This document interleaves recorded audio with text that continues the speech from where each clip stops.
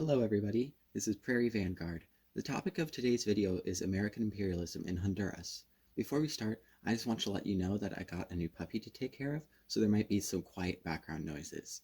The original title of this video was American Imperialism in Latin America, but as the script grew longer and longer, it made more sense to make a few shorter videos analyzing each country's relationship with the United States of America. I will begin today with Honduras. Stay tuned to the end of this video where I make an important announcement. Before we dive into this topic, let's make sure we all understand what imperialism is. In Imperialism, the highest stage of capitalism, imperialism is defined as follows. Imperialism is capitalism at that stage of development at which the dominance of monopolies and finance capital is established, in which the export of capital has acquired pronounced importance, in which the division of the world among the international trusts has begun, in which the division of all territories of the globe among the biggest capitalist powers has been completed. Let us distinguish imperialism from colonialism. The two terms are similar, and people often confuse them. Colonialism occurs when a dominant country seizes physical control over the territory of a subordinate country or region. Imperialism, on the other hand, does not necessitate seizing control of a territory, but rather is the domination of the economic and political life of a subordinate nation by a foreign power.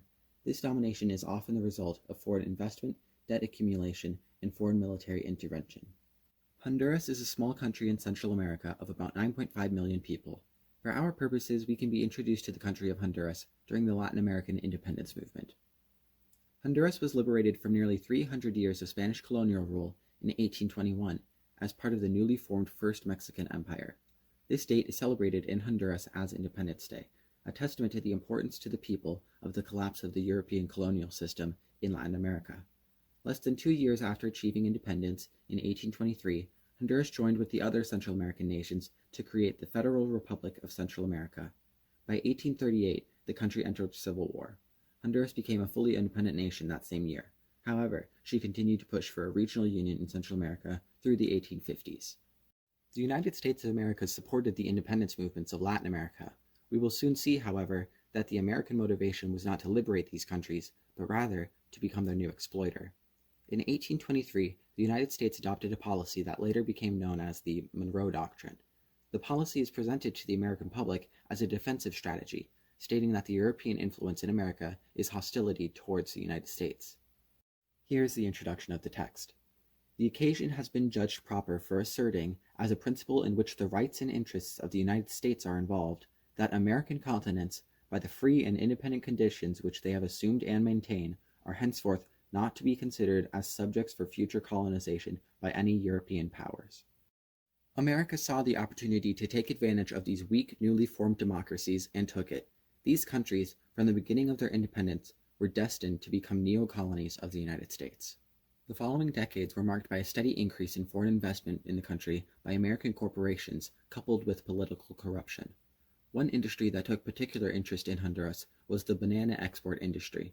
By the early 1900s, two corporations, United Fruit Company, now Chiquita Brands International, and Standard Fruit Company, now Dole Food Company, had acquired so much land that they dominated the banana industry in the country. These corporations repeatedly bribed politicians for tax breaks, land grants, and other privileges. The corporate ownership of so much of Honduras's infrastructure further solidified their strong political influence.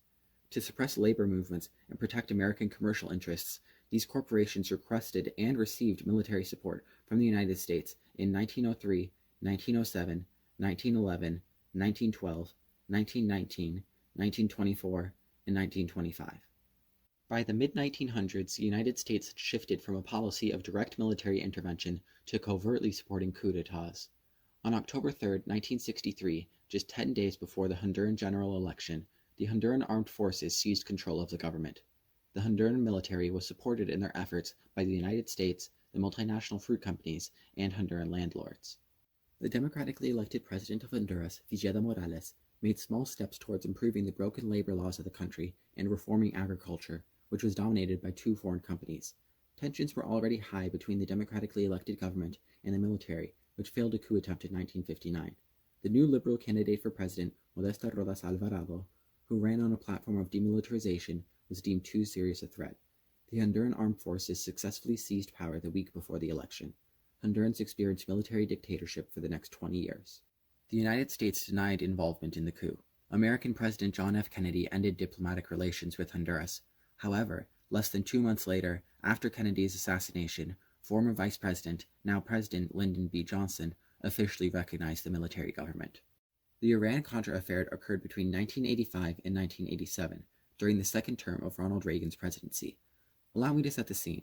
In 1979, the Marxist-Leninist FSLN, or Sandinista National Liberation Front, successfully overthrew the 43-year-long dictatorship of the right-wing Somoza family in Nicaragua. The United States began covertly supporting the Contras, a right-wing paramilitary group based in Honduras, against the Socialist Revolutionary Government of Nicaragua in 1981. The United States Congress attached the Boland Amendment to the Defense Appropriations Bill of 1982, forbidding the United States from assisting the Contras in their purpose of overthrowing the new government in Nicaragua. Reagan signed that bill and had publicly promised to continue the arms embargo against Iran, which the previous Carter administration accused of supporting terrorism abroad. In November of 1986, it became public knowledge that the Reagan administration had circumvented Congress's demands by selling arms to Iran to fund the Contras' fight against the Nicaraguan government.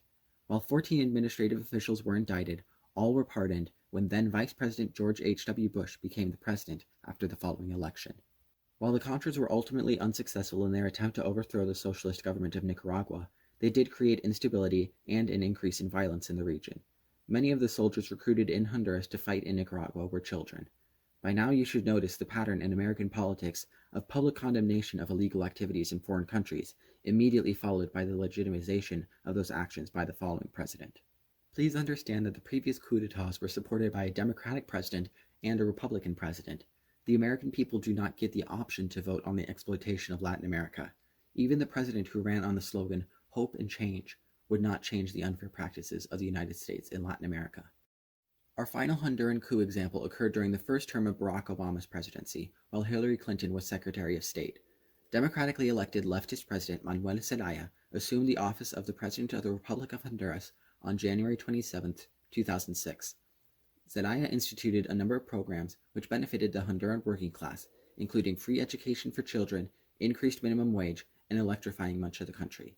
In 2009, Zelaya proposed a non-binding referendum to consult the public on interest in a binding referendum which would convoke a constitutional assembly to draft a new constitution. This new constitution would allow for politicians to be recalled by their constituents, protect the free press, create a stronger connection between politicians and the electorate rather than their political party, and provide enhanced legal protection for the rights of ethnic minorities. The Supreme Court of Honduras ordered Zelaya to stop the non-binding referendum. When he refused to comply, the Supreme Court directed the Honduran armed forces to expel Zelaya from the country. Members of the armed forces entered the president's home in the middle of the night, put him on a military plane, and exiled him to Costa Rica. That same day, Congress received a fabricated resignation letter from the president, accepted the resignation, and appointed liberal deputy and businessman Roberto Micheletti as interim president. Micheletti's government committed numerous human rights abuses and circumvented Congress by unilaterally enacting a nationwide curfew. There was a media blackout immediately following the coup. Radio station workers and journalists were detained at their workplaces. The military forced many radio stations to end their broadcasts.